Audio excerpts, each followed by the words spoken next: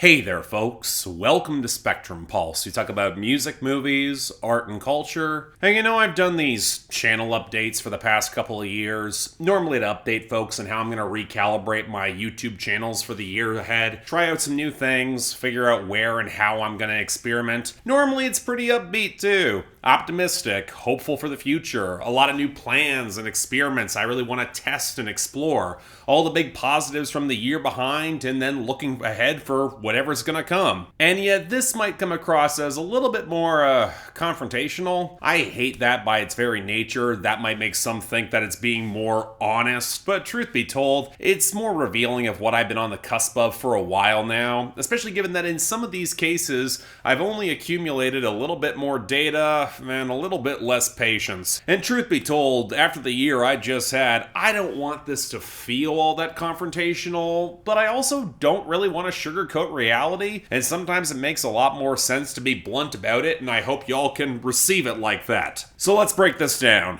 2021 sucked. It was a marginally better year for the rest of the world, relatively speaking, but in terms of my channels, it's pretty bad. And while I could point to some specific inciting incidents, the hack last October springs to mind, the larger strain was trying to find the correct balance between solo review content, On the Pulse, and other things I was curious to try out. Truth be told, it played out closer to that of 2020, but a little bit more frustrating. I got a few big videos out, but I was never able to focus on them and really deliver more thanks to a lot of real life stuff that was piling up out of frame, and a sense of diminishing returns that really started to piss me off as the year went on. Or to put it in microcosm, it's more than a little bit heartbreaking when you hire an editor and you work for months on a video essay for which you've been scripting for years, and the video is overtaken in traffic and overall discourse by a solo review of the newest 21 Pilots album, which was my very next video. And at this point, I've got the data.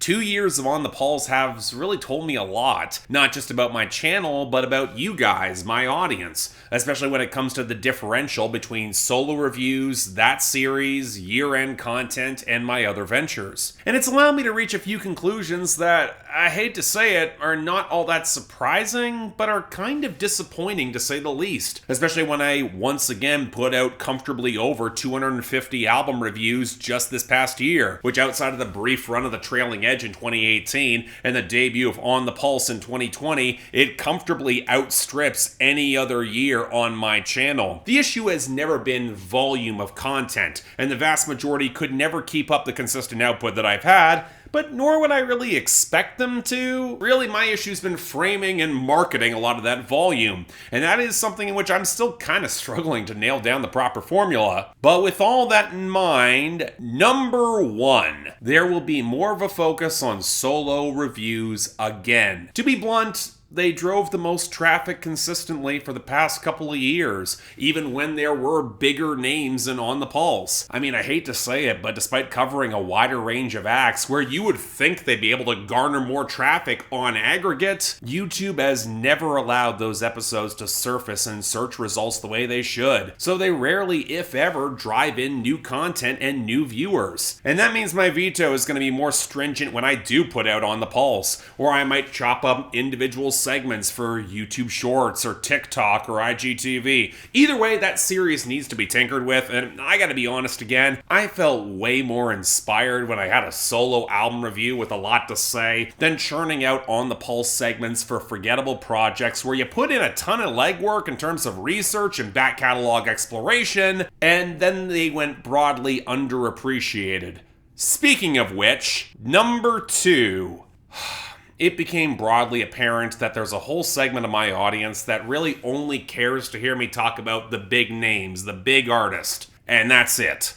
I saw when I gave out glowing solo reviews to the indie acts and nobody watched the reviews. And I saw it whenever I didn't put up timestamps and On the Pulse, you would have people drop comments where the timestamps were. And when I go in to check a lot of the data behind this, you can pinpoint the spikes where people jump to specific reviews in On the Pulse. That kind of defeats the goddamn purpose of an aggregate series where I'm trying to expose people to more music. Even in a few of the genre-specific episodes where you'd think they'd watch all of it, people would jump around to the ones they only know, even if I didn't care as much for those particular albums, which of course puts the lie to people being so open-minded when they want to discover new music, when instead it seems like they're looking for validation of opinions that they already had. But it also flies in the face of any curator role that a modern online music critic might want to have. Because look, I'm doing all the work of curation, and the majority just don't seem to care. And it's not even a score thing here either, because by now, y'all should know when I'm doing a big solo review, it's either because I love it, I hate it, or I just got a lot to say, and it might be more complicated. And that's normally evident in the thumbnail, so it's not just buzzing to find the big reactions, positive or negative, at least not just that. In all due honesty, I probably should have recognized this more clearly when I did Resonators for 2 years, and folks only chose to watch the most recognizable names, if that. And there is a part of me that feels like some of this might be on me. When you're a critic, more emphasis is placed on the opinion, not just the pure observation or the history or the enjoyment of the art. And that's going to alienate the folks who are just coming to find and enjoy new music, and they don't want to hear any evaluation that could puncture their own enjoyment. Hell, validation is more rewarding to them. And hey, in a space where a lot of reaction channels or surface-level video essay channels operate, I mean, I get it. I can't knock their hustle. They got their audience, often bigger than mine. But I also believe that a well-articulated and contextualized opinion can expand and deepen one's musical experience. I don't really want to get away from that for me. It's kind of my lane. But that being said, number 3.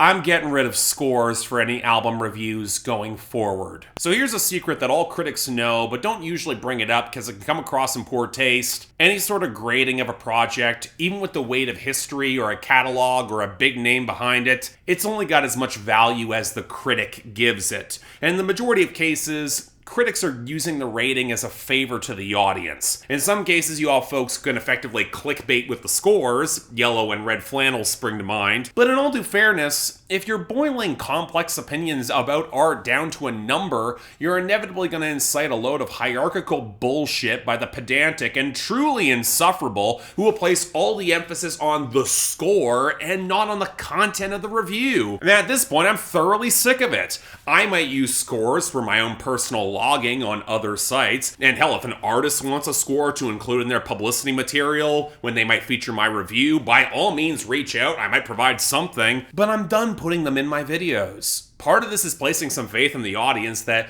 you'll actually listen to what I'm saying. You won't simply rely on a numerical score to check out the album and play some sort of diluted clout game. But again, when I've got years of data that proves the majority only goes for the names and not the scores, as I've proven with the indie acts where I've given 9 out of 10 in solo reviews where the majority do not care to watch, I mean, I don't think it's worth my time to indulge that favor anymore when it doesn't allow the full context of my review to come forward. Hell, if anything, it's a return to my roots when I didn't attach scores at all and I felt better for it. And for those of you who might feel a little lost because I use a lot of big words and I'm kind of nitpicky, maybe even a little more negative, and you might struggle to figure out whether I think an album is good or bad, I don't know, maybe it's worth your time to give the project itself a chance. We live in an era where damn near everything's available on streaming platforms for free, including this site and YouTube. Maybe it's worth your time to find out for yourself if you're intrigued by some of the snippets you might hear. Or maybe come to the stark realization that if all your music taste comprises of is the shoddy appropriations and approximations of other people's opinions, or the aggregations of major publications or rate your music to make yourself seem cool, I mean, I'm not gonna judge it that much, but I'm not sure it helps anyone long term.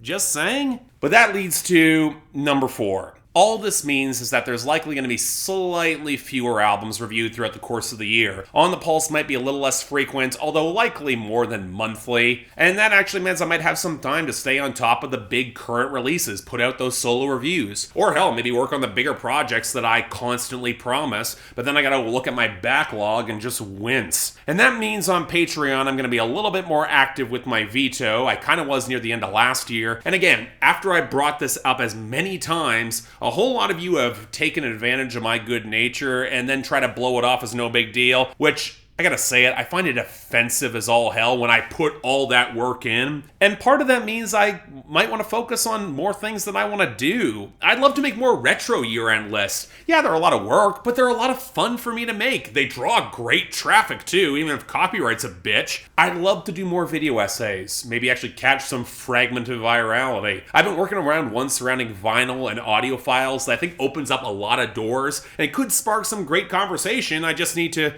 film it and hire an editor again. And who knows what else could spring forth from that. The tagline of the channel is music, movies, art, and culture. And I would like to have the time to see a broader spread in my content. But again, it just takes time. And of course, I want to see the channel grow. One of the most truly heartwarming things that happened to me in 2021 was seeing a lot of my audience come back after the hack and my channels got restored. The channel's now returned to its former size pre-hack, and that shows a level of growth that I would love to keep sustaining. And that means I might have to make a couple tough choices for this channel, and hope y'all can understand along the way. I won't lie and say that I'm nervous that a subset of my audience might just leave outright when they realize I'm not attaching scores anymore and you can't rely on just that to decide an opinion, and that might demand a slightly deeper investment in what I'm actually saying in the content. And that's a risk I'm gonna have to take for this year. And if it doesn't work, I might bring it back. We'll have to see. Keep in mind I've been doing this for over 8 years with plenty of ups and downs, all the while holding down a full-time job along the way, plus an extended weekly series on my second channel.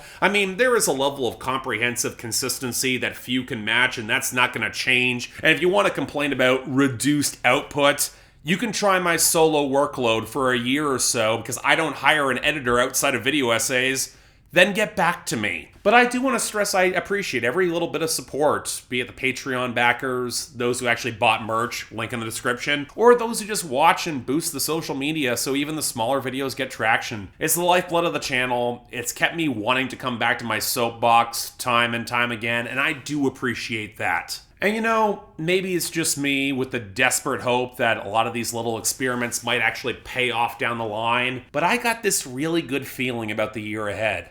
2022 is going to be better than last year, no matter what gets thrown in my face. I mean, it can't be that much more at this point, but for all y'all to stick around, thank y'all so much. I'll see y'all very soon, but until then, I'm Mark, you're watching Spectrum Pulse, and I'll see you next time.